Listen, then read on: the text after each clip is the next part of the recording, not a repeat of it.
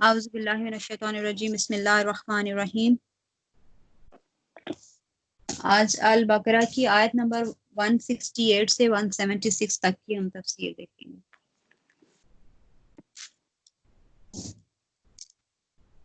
जी, आयत नंबर 168 में अल्लाह सुब्हानहू व तआला फरमा रहे कि ए लोगो, खाओ उसमें से जो जमीन में है हलाल और पाक चीजें, और पैरवी ना करो शैतान के कदमों की, बेशक वो तुम्हारा खुला दुश्मन है। अब इसमें बात हो रही कि उन जमीन में से, उन चीजों में से खाना है। अल्लाह ने जमीन में तमाम चीजें रखी हैं, लेकिन खाने की इजाजत सिर्फ उन चीजों की दी है जो पाक और हलाल हैं।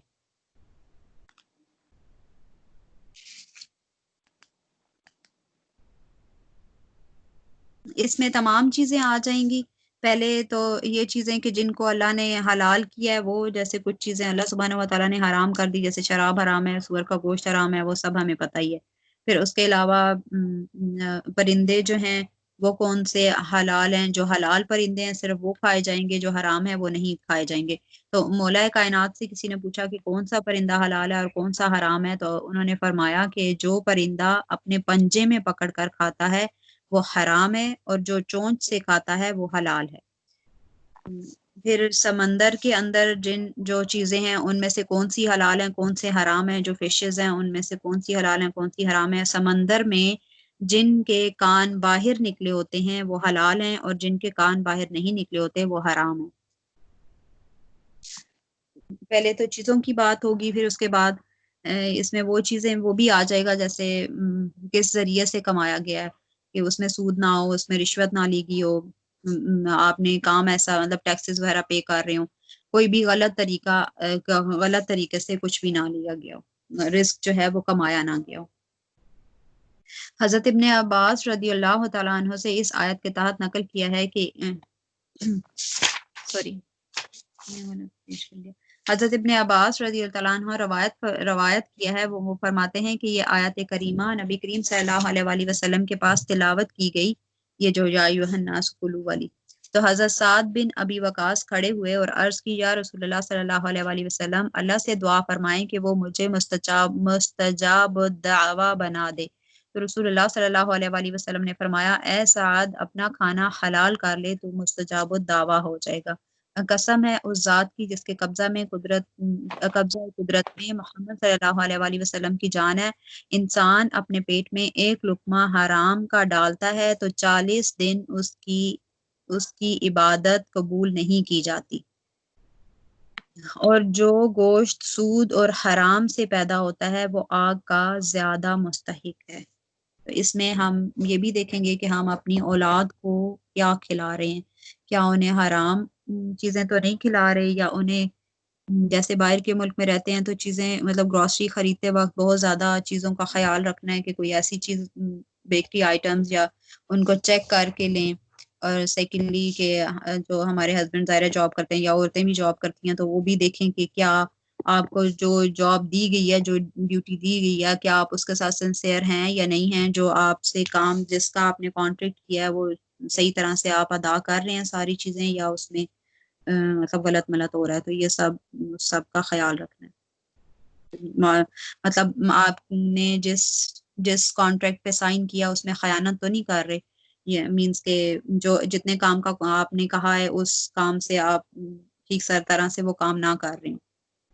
तो अगर कोई बंदा रिस्क जो है वो जिस तरीके पे अल्लाह सुब्हानहू व तआला ने बताया उस तरह से रिस्क कमाता है, तो वो भी इबादत में आ जाता है।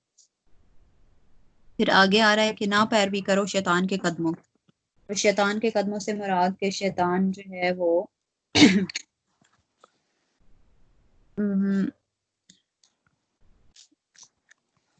यानी शैतान जिस काम का जो कुरान पाक में अहकामात हैं उनके खिलाफ जिन चीज़ों का हुक्म शैतान दे रहा है, उसका मतलब है कि वो शैतान के खुतवात में से है।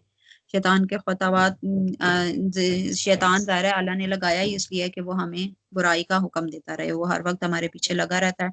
और अल्लाह सुब्हानहू व तआला खुद ही फरमा रहे कि वो तुम्हें सिर्फ बुराई और बेहयाई का हुक्म देता है। अब इसमें दो चीज़ें हैं, एक बुराई है और एक बेहयाई है।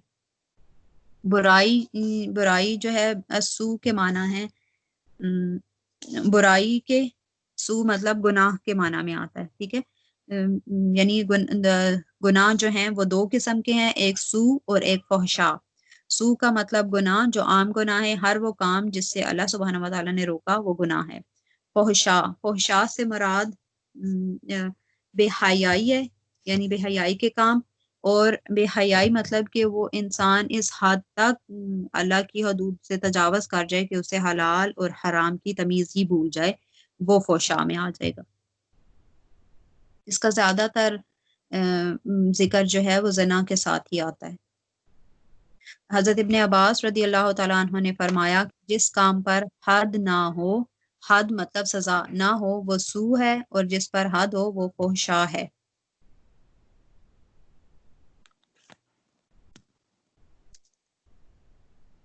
اچھا، حلال حرام سے ریلیٹڈ یہ ہے کہ جیسے کچھ چیزیں جو ہیں وہ قرآن پاک میں ان کے نام لے لیے گئے ہیں کہ وہ حلال ہیں، اور کچھ کے بتا دیا گیا کہ یہ حرام ہے، لیکن ان کے علاوہ کچھ چیزیں ایسی بھی ہیں کہ جن کا نام نہیں لیا گیا قرآن پاک میں، تو اس سے ملتی جلتی چیزوں کا قرآن پاک میں حکم دے کر فقہا نے خود ہی سے اس کو حلال اور حرام بنا دیے۔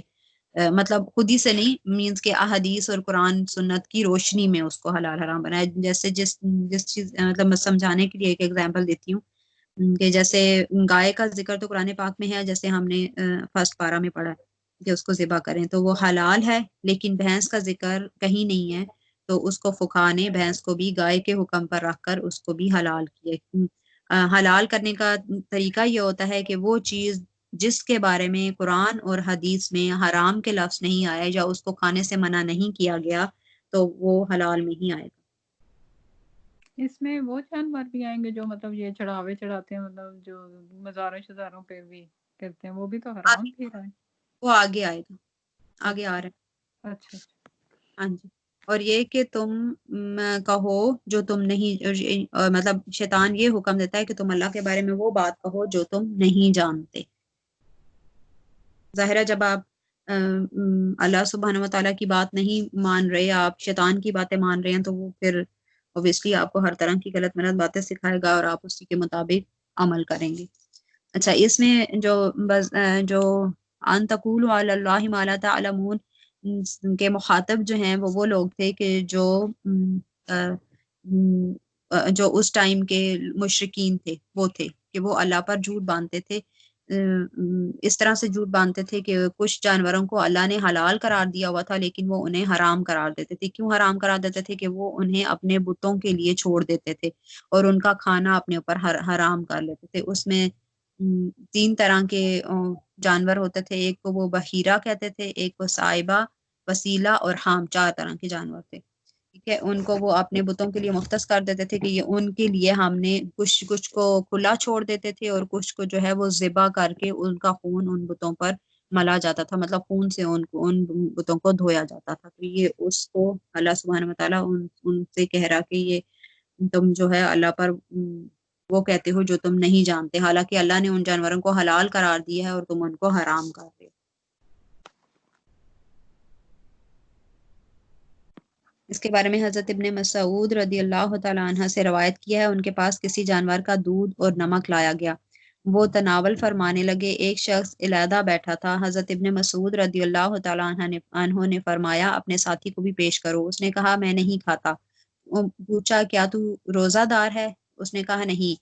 آپ نے پوچھا کیا وجہ ہے؟ اس نے کہا میں نے اپنے اوپر تھنوں کو ہمیشہ کے لیے حرام کر دیا ہے۔ اس پر ابن مسعود نے فرمایا کہ یہ خطوات شیطان سے ہے، کھا اور اپنی قسم کا کفارہ ادا۔ اس سے میں ایک کوشچن ہے کہ مطلب کچھ لوگوں کی یہ بھی ہوتا ہے نا کہ جیسے نیت کر لیتے ہیں کہ جی ہم کوئی منت مان لیتے ہیں کہ ہم یہ چیز نہیں کھائیں گے تو جب تک پورے نہیں ہوگی، یا کچھ ایسے جو لوگ کرتے ہیں، وہ بھی گناہ ہوگا نا پھر اس میں تو؟ وہ بھی، ہاں جی، اس کے مطابق تو وہ بھی گناہ ہوگا۔ جیسے حضرت جابر بن زید رضی اللہ تعالیٰ عنہ سے ایک ایسے شخص کے متعلق پوچھا جس نے نظر مانی تھی کہ وہ اپنی ناک میں سونے کا حلقہ ڈالے گا۔ حضرت جابر رضی اللہ تعالیٰ عنہ نے فرمایا کہ یہ شیطان کے خطوات سے ہے، وہ شخص ہمیشہ گناہگار رہے گا، پس اسے چاہیے کہ اپنی قسم کا کفارہ دے دے۔ یعنی کوئی اس طرح کی قسم مان لیتا ہے جو اللہ کے حکم کے خلاف ہو۔ اب ظاہر سونا پہننا مردوں کو حرام ہے، تو اس نے قسم مانی کہ میں سونا پہنوں گا، تو اس سے پھر وہ خطوات میں آ، یعنی ہر وہ کام جو اللہ سبحانہ و تعالیٰ نے جس سے منع کیا اس کو کرنا وہ خطوات میں آ جائے گا، خطوات شیطان میں آ جائے گا۔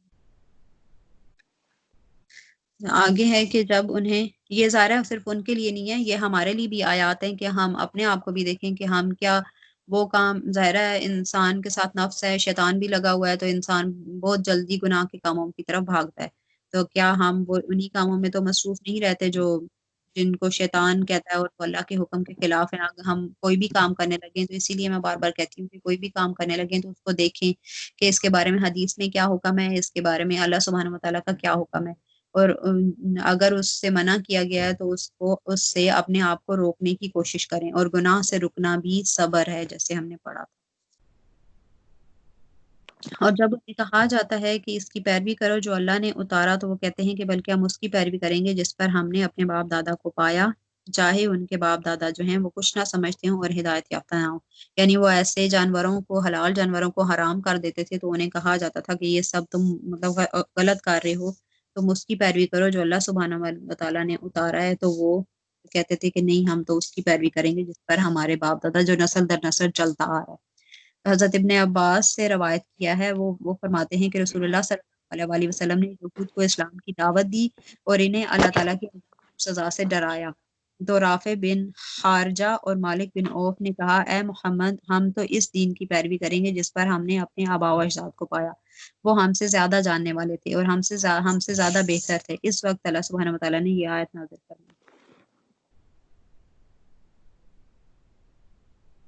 اسی طرح اہل عرب بھی اسی طرح کی باتیں کیا کرتے تھے، تو اس وجہ سے اللہ سبحانہ وتعالیٰ نے انہیں کہا کہ نہیں، تم لوگ اللہ سبحانہ وتعالیٰ کی حکم کی پیروی کرو، آباء و اجداد کی پیروی نہ کرو۔ اب اس کو اگر ہم اپنے اوپر رکھیں تو ہمیں بھی یہی دیکھنا چاہیے کہ ہمارے ماں باپ جو ہیں، ظاہر ہے اس ٹائم اتنا دین جو ہے پھیلا ہوا نہیں تھا، ہو سکتا ہے کچھ باتیں ایسی ہوں جو ہمارے ماں باپ تک وہ صحیح طریقے سے نہ پہنچی ہوں، یا اس میں کوئی کمی رہ گئی ہو، اور ہم نے وہی ان سے سیکھا، اور آج ہمارے پاس ٹائم ہے، ہمارے پاس فیسلٹیز بھی ہیں کہ ہم آن لائن چیک کر سکتے ہیں، کسی بھی مفتی سے پڑھ سکتے ہیں، یا اسکالر سے پوچھ سکتے ہیں، مفتی سے پوچھ سکتے ہیں، ویسے سیکھ سکتے ہیں، تو ہم ان غلطیوں کو ٹھیک کر لیں، کیونکہ ہمارے ماں باپ تک تو ان کے زمانے میں تو دین اتنا عام نہیں تھا، ان کی اگر کوئی غلطی رہ گئی، کوئی تائی رہ گئی، تو ان سے اللہ سبحانہ وتعالیٰ نہیں پوچھے گا، کیونکہ ان تک سیکھنے کے اتنے وسائل ہی نہیں تھے، لیکن ہمارے پاس سیکھنے کے وسائل ہیں۔ ہم اگر اسی بات پر اٹکے رہیں گے کہ نہیں، ہمارے تو باپ دادا ایسے کہتے تھے، اور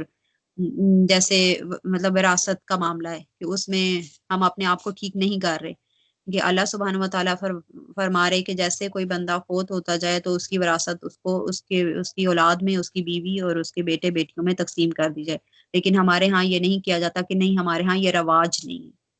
رواج کا کیا مطلب ہے کہ ہمارے باپ دادا ایسا نہیں کرتے تھے اس لیے ہم بھی نہیں کریں گے۔ باپ دادا نہیں کرتے تھے، کوئی بات نہیں، ان کو پتہ نہیں ہوگا، ان کے پاس اتنا علم نہیں ہوگا، لیکن آج ہمارے پاس علم ہے، ہمیں اس چیز پر عمل کرنا چاہیے، اور آگے اپنی اولاد کو بھی ٹھیک کرنا چاہیے، انہیں بھی بتانا چاہیے، ورنہ ہم بھی اسی اس میں آئیں گے کہ ہم اپنے باپ دادا کی باتیں مانتے ہیں اور اللہ سبحانہ وتعالیٰ کی باتیں نہیں مانتے۔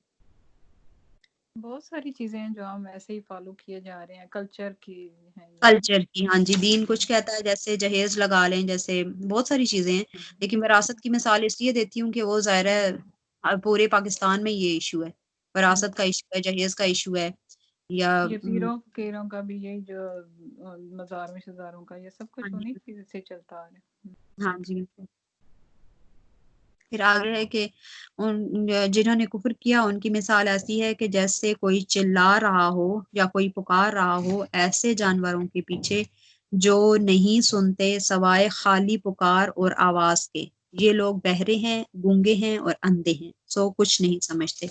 اس کے بارے میں حضرت ابن عباس رضی اللہ تعالیٰ عنہ سے اس آیت کے تحت نقل کیا ہے کہ ان لوگوں کی مثال جنہوں نے کفر کیا، ان کی مثال گائے، گدھے اور بکریوں کی ہے، اگر تو ان کو کچھ کہے تو وہ کچھ نہیں جانتے سوائے اس کے کہ وہ آواز سنتے ہیں، اور ایسے ہی کفار ہیں، اگر تو انہیں نیکی کا حکم دے یا برائی سے روکے یا انہیں نصیحت کرے تو یہ آپ کی بات کو نہیں سمجھتے مگر صرف آواز سنتے ہیں۔ یہ پہلے مخاطب تو وہ لوگ ہوں گے، دوسرے مخاطب ہم لوگ ہیں۔ کیا اگر ہمارا بھی دین کے معاملے میں یہی رویہ ہے تو ہمیں بھی اس بارے میں سوچنا چاہیے اور اپنے آپ کو ٹھیک کرنا چاہیے کہ کیا ہم بھی ان لوگوں جیسے تو نہیں کہ ہمیں جب دین کی دعوت دی جاتی ہے تو ہم کہتے ہیں کہ نہیں، ہمارے پاس تو ٹائم ہی نہیں ہے۔ ادھر لے کر آؤ۔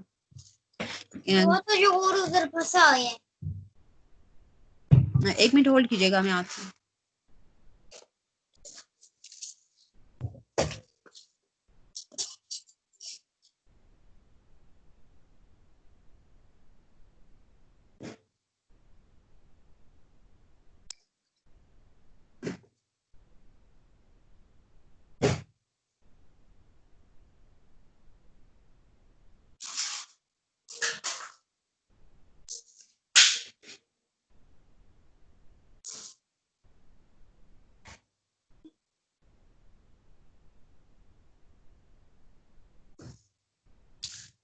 جی سوری وزاروں کو کچھ چاہیے.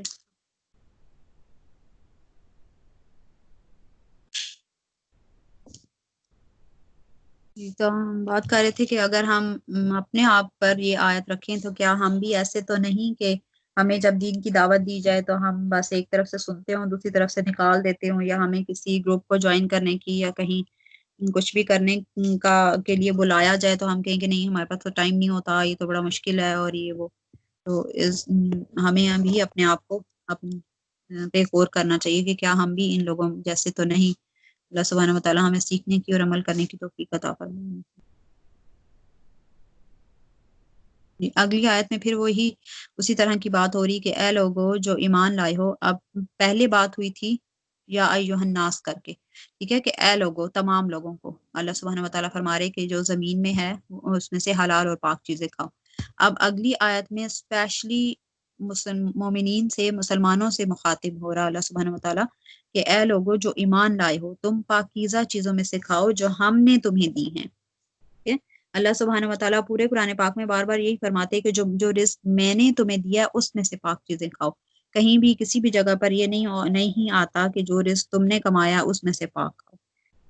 بس ہم انسان ہیں جو ہم یہ سمجھ رہے ہوتے ہیں کہ ہم نے کمایا، میری محنت کی کمائی ہے، میں نے یہ کیا، تو جہاں پہ میں آ رہی اس میں کو ختم کر دینا چاہیے اور اس آیت کو دماغ میں رکھنا چاہیے کہ ہمارا تو کچھ بھی نہیں ہے. جو رزق بھی آ رہا وہ اللہ سبحانہ وتعالیٰ کی عطا ہے اور اللہ سبحانہ وتعالیٰ کا ہی دیا ہوا ہے. اور اللہ سبحانہ وتعالیٰ بار بار فرما رہے کہ میرے رزق میں سے کھاؤ، میرے عطا کیے ہوئے رزق میں سے، جو میں نے رزق تمہیں دیا اس میں سے پاکیزہ چیزیں کھاؤ. یا اسی طرح کی آیات آتی کہ پاکیزہ رزق اس میں سے پاکیزہ چیزیں اللہ کی راہ میں خرچ کرو.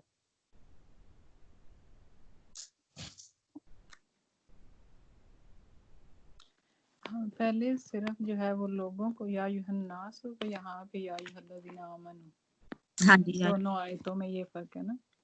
جی دونوں آیتوں میں. اور ساتھ جیسے شکر کا ہم پہلے پڑھ چکے ہیں کہ اللہ کی پاکیزہ چیزوں رزق میں سے کھاؤ. رزق کا بھی ہم پڑھ چکے ہیں کہ رزق سے مطلب کہ ہر نعمت ہے.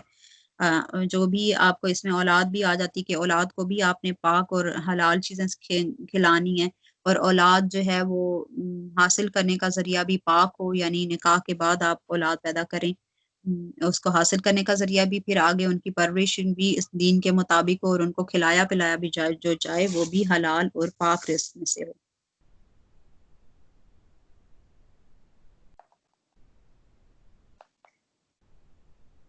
حضرت ابو ہریرہ سے روایت کیا ہے، وہ فرماتے ہیں کہ رسول اللہ صلی اللہ علیہ وآلہ وسلم نے فرمایا اللہ پاک ہے اور وہ صرف پاک کو ہی قبول فرماتا ہے.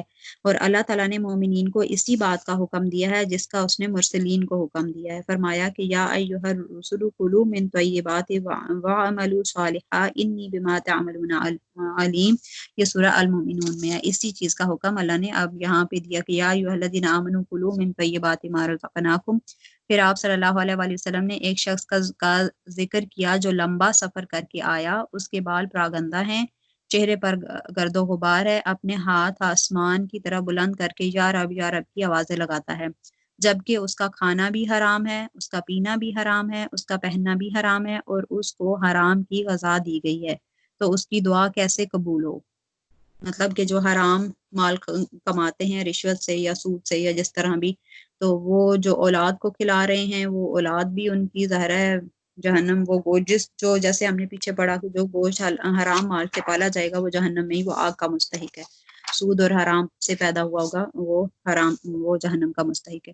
اسی طرح ایسے لوگوں کی پھر دعا بھی قبول نہیں ہوگی.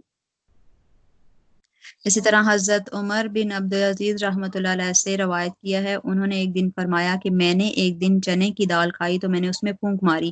ایک شخص نے کہا اے امیر المومنین، اللہ تعالیٰ نے اپنی کتاب میں فرمایا ہے کہ کلوا من طیبات ما رزقناکم۔ حضرت عمر نے فرمایا دور ہو جا، تو بات کو نہیں سمجھا ہے، اللہ تعالیٰ کی مراد یہ ہے کہ حلال کمائی سے کھاؤ، اس نے اچھا کھانا کھانا مراد نہیں لیا۔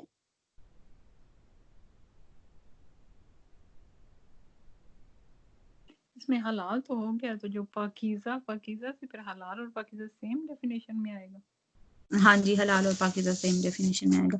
پاک یہ چیزیں جو پھونک مارنا کیا ہے اس میں؟ کیا پھونک نہیں مارنی چاہیے؟ میں جیسے سمجھی نہیں یہ بات۔ جی، جیسے کچھ لوگ کہتے ہیں نا کہ پھونک مارنے سے کھانا جو ہے وہ مکروہ ہو گیا، اور وہ اس بات پہ کہہ رہے ہیں کہ حرام ہو گیا کھانا، تو وہ اس پہ حضرت عمر بن عبدالعزیز کو کسی نے کھانا دال پر پھونک مارتے ہوئے دیکھا تو اس نے کہا کہ آپ نے کھانا حرام کر دیا۔ تو حضرت عمر نے فرمایا کہ تم دور ہو جاؤ، تمہیں اللہ کی اس آیت کا مطلب ہی سمجھ نہیں آیا، اس سے مراد یہ ہے کہ حلال کمائی سے تم رزق کھاؤ، اس سے مراد جی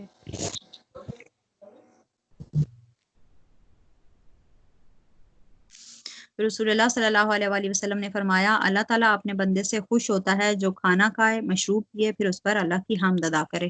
جیسے وشکروا للہ، ہم پیچھے پڑ چکے ہیں کہ شکر کیسے ادا کرتے ہیں۔ اللہ سبحانہ وتعالیٰ نے جب مسلمانوں کا ذکر کیا تو وہیں سے کہ میرا ذکر کرو اور ساتھ شکر کرو اور میری ناشکری نہ کرو۔ ان کنتم ایاہ تعبدون، اگر تم ہو صرف اللہ کی ہی عبادت کرتے تو اللہ کا شکر ادا کرو۔ جو نعمتیں بھی اللہ سبحانہ وتعالیٰ نے تمہیں دی ہیں، اگر ہم سارا دن میں وہی گنتے رہیں تو اس پہ شکر ادا ہی نہیں کر سکتے ہم۔ جس نعمت کا شکر ادا کیا جائے اللہ سبحانہ وتعالیٰ اس نعمت کو مزید اس میں برکت ڈال دیتے ہیں، اور جس کا شکر ادا نہ کیا جائے جس نعمت کا، اس نعمت میں کمی آ جاتی ہے۔ اللہ جیسے سبحانہ ہر کھانے کے بعد الحمدللہ کا مطلب ہے نا کہ اللہ کا شکر ہی ادا کرنا ہوتا ہے۔ ہاں جی، الحمدللہ بہترین الفاظ ہیں الحمدللہ،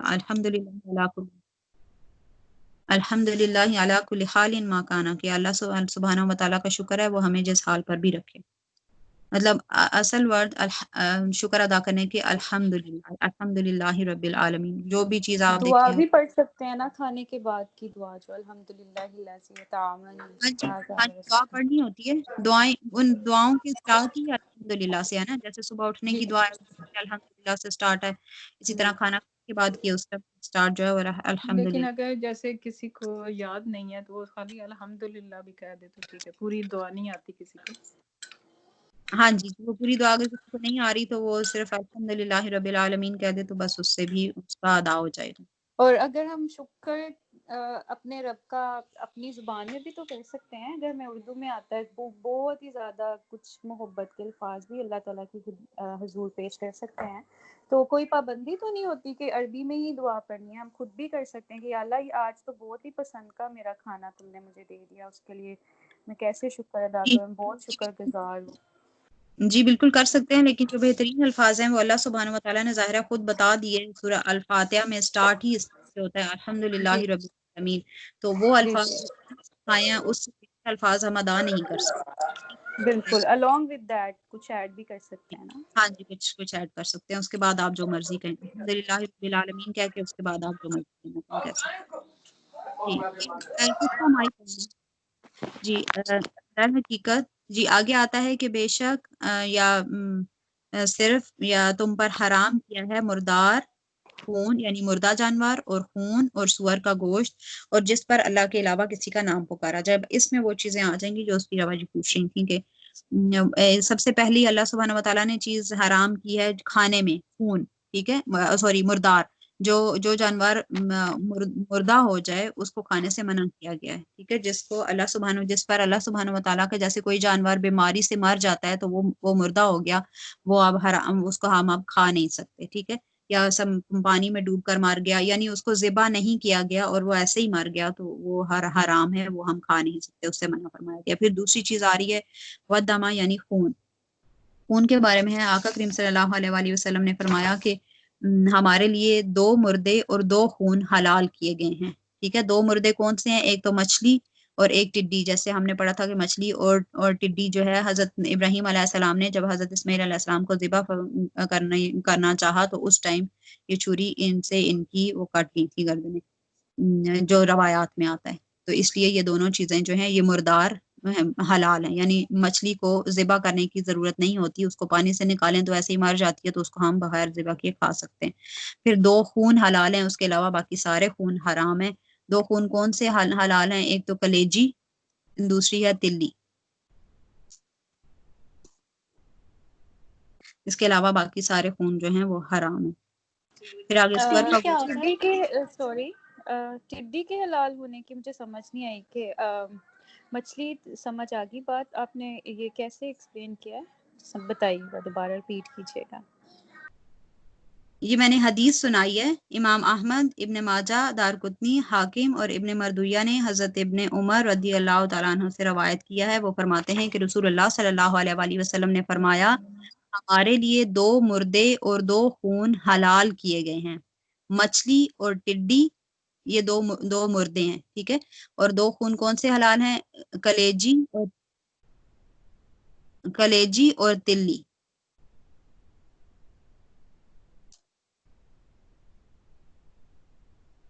اچھا آگے آ رہا ہے سور کا گوشت. وہ سب کو پتہ ہی ہے کہ سور کا گوشت حرام ہے، وہ کسی بھی شکل میں حلال ہے ہی نہیں. پھر آگے حاجرہ کوسچن میرے خیال کر رہی تھی. جی حاجرہ کچھ پوچھ رہی تھی آپ نے تلی کہا تھا، تلی کہا ہوتی ہے کہ 2 خون حلال ہیں، کلیجی اور دوسرا کیا؟ دوسرا تلی کس کو بولتے ہیں؟ پھر میں آپ کو بتاتی ہوں، بعد میں بتاتی ہوں کلاس کے بعد. جی اس کے بعد ہے کہ وہ جانور جس پر اللہ کے علاوہ کسی کا نام لیا گیا ہو، یعنی ذبح کرتے ہوئے اگر کسی نے یہ نام لے دیا.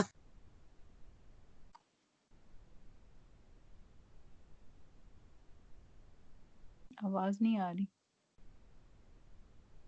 نوشین انمیوٹ کرو اپنا مائک. ہاں آواز نہیں آ رہی. اب آ رہی ہے؟ ہاں جی اب آئی. جی آگے جو ہے وہ اللہ سبحانہ و تعالیٰ نے فرما رہے کہ وہ جانور جس پر اللہ کے علاوہ کسی کا نام پکارا گیا ہو، ٹھیک ہے، اس میں وہ ساری چیزیں جانور آ جائیں گے جن پر یا چیزیں آ جائیں گی جن کو ذبح کرتے ہوئے آپ نے اللہ کے علاوہ کسی اور چیز کا نام لے دیا. مثال کے طور پر اگر کسی نے ذبح کرتے ہوئے یہ نام لے دیا کہ میں فلاں اس جانور کو فلاں بندے کے نام پہ ذبح کر رہا ہوں، ٹھیک ہے، یا میں فلاں ظاہرہ، اب وہ بتوں کا رواج تو ظاہرہ مشرکی نہیں کرتے کہ اگر کوئی مسلمان بھی اللہ کے علاوہ کسی کا نام لے دے گا اس کو ذبح کرتے ہوئے تو وہ کھانا جو ہے وہ حرام ہو جائے گا، وہ جانور جو ہے وہ حرام ہو جائے گا، ٹھیک ہے. جیسے اب اس میں تھوڑا سمجھا دیتی ہوں. ہو سکتا ہے ان لوگوں کے ظاہرہ نیت ان کا حال اللہ سبحانہ و تعالیٰ بہتر جانتے ہیں، ہو سکتا ہے کہ ان کا یہ نہ ہو، ان کی نیت ایسی نہ ہوتی ہو، جیسے کوئی بندہ جو ہے وہ یہ کہے کہ یہ میرا یہ کام ہو جائے تو میں مطلب میرا یہ کام ہو جائے تو میں فلاں کسی دربار پہ جا کر کہتے ہیں بڑی ماں دیکھ دوں گا ہاں یا میں 11ویں دیکھ دوں گا، اس طرح سے ہم الفاظ استعمال کرتے ہیں نا. اس طرح کے الفاظ استعمال کرتے ہیں کہ میں بری امام کے نام کی دیکھ دوں. جی تو ہم بات کر رہے تھے کہ جس پر اللہ کے علاوہ کسی کا نام لیا گیا ہو. اب یہ کس طرح سے لیا گیا ہو پہلے سمجھ لیں، اس کے بعد اگر سمجھ نہ آئے تو پھر کوشچن کیجیے گا. کہ جیسے کوئی بندہ یہ کہتا ہے کہ میری ذبح کرتے ہوئے اللہ کے، ایک تو میں نے یہ بتایا کہ ذبح کرتے ہوئے اللہ کے علاوہ کسی دوسرے انسان کا نام لے دے یا کسی بھی چیز کا نام لے دے تو وہ جو جانور ہے وہ حرام ہو جائے گا. پھر اس کے علاوہ اگر اس طرح کے الفاظ استعمال کیے جائیں کہ یہ میرا فلانا کام ہو جائے تو میں بری امام یا کسی بھی جگہ پر جا کر کسی بھی اولیاء کرام کے مزار پر جا کر ان کے نام کی دیکھ دوں گا، تو اس طرح کے الفاظ بھی استعمال نہیں کرنے چاہیے. ہو سکتا ہے کہ اس کی نیت یہ نہ ہوتی ہو، وہ بول ایسے دیتے ہوں، یہ ظاہر ہے اللہ سبحانہ و تعالیٰ زیادہ بہتر جانتے ہیں، میں نہیں جانتی. لیکن جو یہ الفاظ کہنا بھی یہ ٹھیک نہیں ہے، ٹھیک ہے، چاہے ان کی نیت جو بھی ہو، کیونکہ ہمیں تو بظاہر تو الفاظ ہی سنائی دے رہے ہیں نا، نیت یا دل کا حال تو اللہ سبحانہ و تعالیٰ جانتے ہیں، تو اس لیے اس پر ایسے الفاظ بھی نہیں کہنے چاہیے. یہ کہہ سکتے ہیں آپ کہ میرا یہ فلاں کام ہو جائے تو میں بری امام جا کر اللہ کے نام کی کھانا غریب لوگوں میں تقسیم کروں گی، یا اللہ کے نام کا میں مطلب نام اللہ کا ہی ہو، آپ آگے غریب لوگوں میں تقسیم کر سکتے ہیں اس جگہ پر جا کر کہ وہ وہاں زیادہ غریب لوگ مل جاتے ہیں، یا اس نیت سے کہ وہاں پہ زیادہ رحمتیں یا برکتیں ہوتی ہیں، اس نیت سے. جو بس الفاظ کا تھوڑا خیال رکھنا ہے. یا گھر میں جیسے کچھ لوگ ختم وغیرہ دلواتے ہیں تو اس میں بھی یہ نہ ہو کہ یہ میں 11ویں شریف کے نام کا، مطلب جیسے لوگوں کے ہاں ہوتا ہے کہ عبد القادر جیلانی جو ہیں رحمۃ اللہ علیہ، ان کی نام کا لوگ کہتے ہیں کہ ان کے نام کا ختم، یہ 11ویں والے کے نام کا ختم دے رہے ہیں، 11ویں والے کے نام کا ہم کھانا دے رہے ہیں، تو نام کا یہ الفاظ نہیں بولنے چاہیے. آپ ایسے کہیں کہ میں ان کی سنت پوری کرتے ہوئے اللہ کے نام کا یہ سب کر رہی ہوں، وہ ٹھیک ہے. اگر آپ الفاظ کو چینج کر لیں گے تو وہ زیادہ بہتر. وہ بھی حرام ہو جائے گا پھر نا. ہاں جی، وہ ظاہرہ سننے والے کو یہی لگے گا کہ یہ حرام ہے. اب آگے ظاہرہ نیت اس کی اللہ سبحانہ وتعالیٰ جانتے ہیں کہ وہ کس نیت سے کہہ رہا ہے کہ الفاظ ادا کرے، تو اس لیے الفاظ کو بڑے دھیان سے چناؤ، اس کا الفاظ کا چناؤ بڑے دھیان سے ہونا چاہیے. پھر آگے ہے کہ بس جو لاچار ہو جائے مگر سرکشی کرنے والا نہ ہو اور نہ حد سے بڑھنے والا ہو، یعنی کہ کوئی اتنا مجبور ہو گیا ہے، کوئی ایسی جگہ پر ہے کہ اس کو حرام کے علاوہ کوئی چیز کھانے کو نہیں مل رہی، اور اگر وہ نہیں کھائے گا تو اس کی موت واقع ہو جائے گی، تو پھر ایسے شخص کے لیے اللہ سبحانہ وتعالیٰ نے کہا کہ وہ اتنا حرام کھا سکتا ہے کہ وہ مطلب پیٹ بھر کے نہیں کھا سکتا، اتنا کھائے کہ اس کا تھوڑی طاقت آ جائے، تھوڑا سا گزارا ہو جائے، بس اتنا سا کھا سکتا ہے. اور اگر کوئی نہیں کھاتا اور نہ مطلب اس کے پاس ہے ہی حرام آپشن، حرام کے علاوہ کوئی آپشن ہی نہیں ہے، حلال ہے ہی نہیں کھانے کو، اور اس کی موت واقع ہونے والی ہے اور اس نے حرام نہیں کھایا اور اس کی موت واقع ہوگی، تو بعض مفسرین کے مطابق اس نے اپنے آپ پر ظلم کیا، وہ اس نے غلط کیا، اس نے اللہ سبحانہ وتعالیٰ کے حکم کی خلاف ورزی کی، اس آیت کی خلاف ورزی کی. جب اللہ سبحانہ وتعالیٰ ایک چھوٹ دے رہے، ایک مہلت دے رہے کہ نہ تو وہ سرکشی کرنے والا ہے، کہ جان سرکشی کرنے والا مطلب کہ وہ ایسے ہی جان بوجھ کر نہیں کھا رہا وہ حرام، اور نہ ہی وہ حد سے بڑھنے والا ہے کہ اللہ کی حدوں کا خیال رکھنے والا ہے یا اللہ سے ڈرنے والا بندہ ہے، لیکن ابھی وہ ایسی جگہ پر پھنس گیا ہے کہ جہاں پہ حرام کے علاوہ کوئی چیز ہے ہی نہیں کھانے کو، اور وہ نہیں کھائے گا اگر کھانا تو وہ اس کی موت واقع ہو جائے گی. اس صورت میں اس کو کھا لینا چاہیے اتنی مقدار میں کہ اس کا تھوڑا بہت گزارا چل جائے. جیسے آج کل کرونا کی وجہ سے ہینڈ سینیٹائزر میں الکوہل ہوتا ہے، تو وہ مفتیان کرام نے کہا ہے کہ آپ یوز کر سکتے ہیں. ہاں جی، یوز کر سکتے ہیں اس طرح کے. ان آگے لیکن الکوہول کی ڈفرینٹ آتی ہیں، مطلب ورڈکس جو ہے، ہر الکوہول جو ہے وہ خمر آئی تھنک اس کا ورڈ ہے، اس میں نہیں آتی. ہاں جی، ہر نہیں آتی، کچھ کے مطابق جو ہے، کچھ مفسرین کے مطابق جس کی خوشبو مطلب پھیل جائے یا اڑ جائے وہ پھر نہیں ہوتی، ٹھیک ہے، وہ اس میں نہیں آئے گی، لیکن کچھ کے مطابق وہ بھی آئے گی. مطلب کچھ جو ہیں جو زیادہ احتیاط کرتے ہیں وہ پھر جیسے حضرت عمر فاروق رضی اللہ تعالیٰ عنہ کے مطابق مطلب وہ تھے کہ وہ یا صحابہ باقی جو تھے وہ ان چیزوں کو بھی چھوڑ دیتے تھے جو حرام کے قریب بھی ہوتی تھی. تو کچھ مفتیان کرام جو ہیں یا کچھ مفسرین جو ہیں وہ ان کو بھی حرام قرار دے دیتے کہ یہ بھی بہتر ہے کہ آپ نہ استعمال کریں. ہاں مجبوری ہے تو پھر آپ کر سکتے ہیں. جیسے ویٹامنس وغیرہ بھی ہیں، اس میں ہاں بھی جی، حلال حرام کا یا کوئی بندہ بیمار ہے اور اس کو مجبوری ہے یا اس کو ایسی میڈیسن دینی پڑ رہی ہیں جو جس میں حلال نہیں ہے، حرام ہے، تو پھر وہ آپ کھا سکتے ہیں. پھر ایسے بندے کو اللہ سبحانہ وتعالیٰ نے کہا کہ بے شک اللہ بخشنے والا اور رحم کرنے والا ہے، کہ اگر تم حرام کھا لیتے ہو تو اللہ کو تم بخشنے والا اور رحم کرنے والا ہی پاؤ گے. اچھا دیکھیے، پیچھے تحویل قبلہ کی بات آئی تھی، حکم آیا تھا، تو اس پہ بھی یہی آیت آئی تھی کہ جو لوگ چھپاتے ہیں اس چیز کو جو اللہ نے کتاب میں نازل کیا. ابھی حلال اور حرام کا ٹاپک چل رہا تو اس میں بھی اللہ سبحانہ وتعالیٰ نے یہی حکم آیت ان کی نشانی، مطلب جو بنی اسرائیل تھے ان کے بارے میں یہ حکم آیا کہ وہ لوگ چھپاتے ہیں جو اللہ نے کتاب میں نازل کیا اور اس سے وصول کرتے ہیں تھوڑی قیمت. یہی وہ لوگ ہیں جو اپنے پیٹوں میں صرف آگ بھرتے ہیں، اور ان سے بات نہیں کرے گا اللہ قیامت کے دن، اور نہ انہیں پاک کرے گا، اور ان کے لیے دردناک عذاب ہے.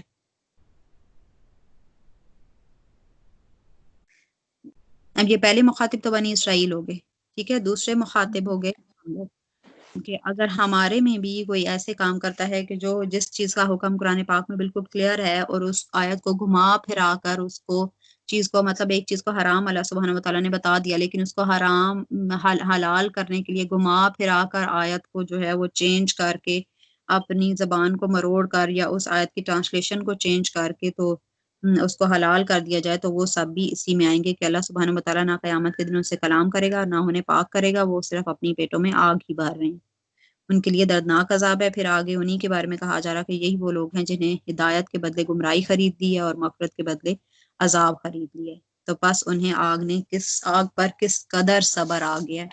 یعنی آگ پر کس قدر صبر آنے کا مطلب ہے کہ یعنی کون سی ایسی چیز ہے جس سے بار بار اللہ سبحانہ وتعالیٰ فرما رہے کہ جو حکم نہیں مانے گا، جو میری بات نہیں مانے گا، اس کو جہنم میں پھینکوں گا، اس کو آگ میں پھینکوں گا۔ آگ کا بھی اتنا زیادہ ڈیٹیل میں بتایا گیا قرآن پاک میں کہ اتنا بڑا کنواں ہوگا اور اس میں اتنی شدید سخت آگ ہوگی، وہ دنیا کی آگ سے پتہ نہیں کتنے ہزار گنا جو ہے وہ زیادہ ہوگی، تیز ہوگی۔ تو اس پہ اللہ سبحانہ وتعالیٰ فرما رہے کہ پتہ نہیں ان کو کون سی ایسی چیز ہے جس نے ان کو آگ پر صبر دیا ہوا ہے کہ ان میں اتنا صبر ہے کہ وہ آگ برداشت کر لیں گے۔ جو ہم نافرمانیاں کرتے ہیں، بالکل ہمیں بھی اللہ توفیق عطا فرمائے، ہم جو نافرمانیاں کرتے ہیں اور پھر نافرمانیاں کرنے کے بعد مانتے بھی نہیں ہیں کہ ہم نے کوئی نافرمانی کی، یہ سب سے بڑا ظلم ہے۔ اپنی ہی جانوں پہ ہم ظلم کرتے ہیں، کسی کا تو کچھ بھی نہیں جاتا، اپنی جان پہ ظلم ہو رہے ہوتے ہیں۔ اور یہ انہیں عذاب، جیسے پہلے میں نے بتایا کہ یہ عذاب انہیں اس لیے دیا جائے گا کیونکہ اللہ سبحانہ وتعالیٰ نے کتاب کو حق کے ساتھ نازل کیا، اور جو لوگ اس میں اختلاف کر رہے تھے وہ صرف ضد میں ہی ہیں۔ اب یہ اختلاف کرنے والے لوگ یہود و نصارہ تھے، ٹھیک ہے، جیسے ہم پہلے اسٹارٹ سے ہی پڑھ رہے ہیں کہ یہود و نصارہ آپس میں جھگڑا کیا کرتے تھے کہ نہیں ایسے نہیں ویسے ہے، ویسے نہیں ویسے ہے۔ اور اس کو اگر ہم اپنے اوپر رکھیں تو جو مسلمان آپس میں جھگڑتے ہیں قرآن پاک میں، وہ بھی اسی حکم میں آئیں گے، جبکہ بالکل کلیئر، کیونکہ کسی قرآن پاک کی آیات میں جھگڑا کرنا جو ہے وہ بھی اسی حکم میں آئے گا۔ چلو باقی منڈے کو پڑھیں گے۔ وآخر دعوانا الحمدللہ۔